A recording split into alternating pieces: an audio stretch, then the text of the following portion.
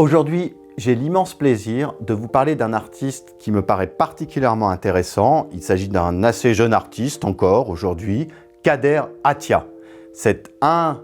des quelques artistes issus du Maghreb, donc il est français, d'origine algérienne. Vous savez que l'histoire entre la France et le Maghreb est assez complexe et précisément, ce sont ces artistes-là qui vont apporter une vision nouvelle, un regard au fond sur les relations entre les civilisations. Kader Attia est quelqu'un qui a un passé évidemment colonial, qu'il essaye de revisiter en quelque sorte, à travers donc sa propre histoire, l'histoire également, la grande histoire, par exemple celle des gueules cassées de 14-18, qui va parfois rapprocher un petit peu des masques africains et des visages que l'exposition coloniale des années 30 avait mis un peu en valeur dans une espèce d'exotisme, entre guillemets, de l'autre, de la face africaine, en quelque sorte, de notre monde. Et véritablement, il a une pratique qui est extrêmement convaincante, multimédia. Il va passer de la vidéo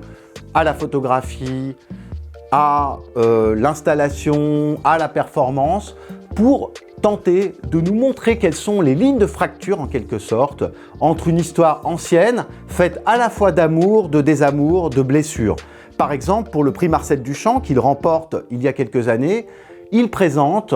des individus qui ont eu un membre qui a été sectionné, qui a été coupé, et qui est ce qu'on appelle un membre fantôme, c'est-à-dire, au fond, c'est un peu comme leur passé historique qui leur aurait été ôté, et dont ils ont toujours le sentiment qu'il existe encore. Et il essaie, entre guillemets, de réparer en quelque sorte le présent à travers, en effet, le retour du refoulé historique. Alors, ça paraît comme ça un petit peu intellectuel, mais en réalité, ça donne des œuvres qui sont assez émouvantes, dont des miroirs qui sont recousus, réparés, des vidéos où on voit ces êtres retrouver en quelque sorte une forme de dignité à travers un membre perdu qu'ils retrouvent par tout un processus de miroir qui leur permet d'avoir la sensation de retrouver en quelque sorte ce qu'ils avaient perdu. Et puis, nous avons des performances, par exemple, comme celle qu'il a réalisée à Art Basel, qui s'appelait Un printemps arabe, et il a tout simplement, avec une certaine puissance,